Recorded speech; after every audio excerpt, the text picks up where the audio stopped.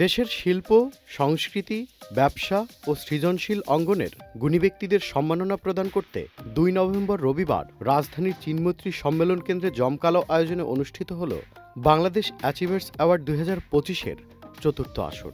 ভালো লাগছে যে এই অ্যাওয়ার্ডটা পাওয়া, কারণ এটা হচ্ছে ঘুমপড়ির জন্য পেয়েছি। পুরস্কৃত হয়ে ভীষণ ভালো লাগছে এবং পুরস্কার পেলাম রোদ বৃষ্টির গল্প এই নাটকের জন্য। আমি আজকে এই পুরস্কারটা পেয়েছি বোহেমিয়ান ঘোড়ার জন্য। আমি একজন প্রতিবন্ধী মানুষ, আমি যে অনেক চড়াই উতরাই পেরিয়ে এ পর্যন্ত আসতে পেরেছি, এতে আমার কষ্ট অনেকটাই লাঘব হয়েছে। আজকের অ্যাওয়ার্ডটি আসলে আমার জন্য অনেক স্পেশাল, বিকজ আমাকে দেয়া হয়েছে মাল্টি প্যাশনেট আর্টিস্ট হিসেবে। যে কোনো কাজের প্রাপ্তি কিন্তু সবসময় ইন্সপায়ার্ড করে। এখন আমার দায়িত্বটা আরও বেড়ে গেল। নাচ, গান ও ফ্যাশন শোয়ের বর্ণিল চোখ ধাঁধানো পারফরমেন্স ও তারকামুখর উপস্থিতিতে উৎসবমুখর হয়ে ওঠে অ্যাচিভার্স অ্যাওয়ার্ডের চতুর্থ আসর। বেশ সুন্দর লাগছে, বেশ কারুকার্যল, ভেতরে অনেকের সঙ্গে দেখা হয়েছে, দেখা করে ভালো লাগছে। যে অ্যাওয়ার্ড মানে তো স্বীকৃতি।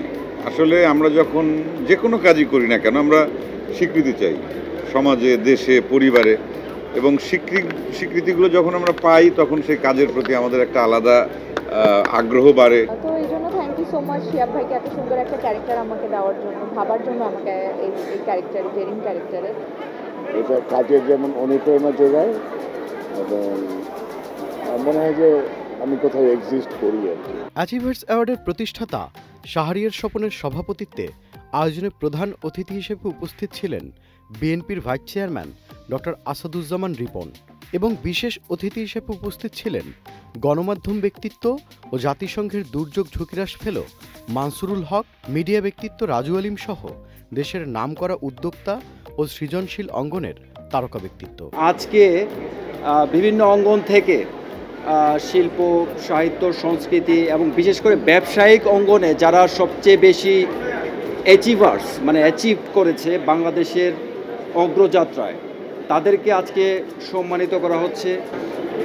এবছর যারা পুরস্কার পেল, সম্মাননা পেল, তাদের সবাইকে শুভেচ্ছা এবং স্বাগতম।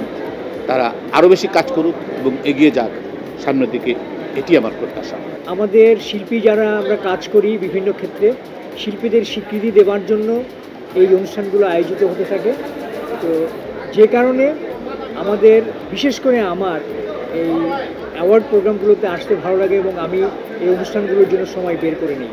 এবছরের সার্বিক আয়োজন সম্পর্কে জানতে চাইলে অ্যাচিভার্স অ্যাওয়ার্ড চতুর্থ আসরের অন্যতম আয়োজক নূর আহমদ জুয়েল বলেন, আমরা এই আয়োজনটা আমি মনে করি খুব ভালোভাবে সম্পন্ন করতে পারছি এবং আমাদের চিন্তা ভাবনা ভবিষ্যতে এই আয়োজনটা বিদেশে, বাইরে অন্যান্য দেশেও করা। ভবিষ্যতে আমি বড় বড় যে মেগা স্টারগুলো আছে তাদেরকেও নিয়ে আসার জন্য চেষ্টা করব। ইনশাআল্লাহ আপনারা দোয়া করবেন, পাশে থাকবেন এবং সাহায্য করবেন। এ সময় তিনি আরও বলেন, এমন আয়োজন শিল্প, সংস্কৃতি, ব্যবসা ও সৃজনশীলতা বিকাশে গুরুত্বপূর্ণ ভূমিকা রাখবে। Tanfir Limon, channel I.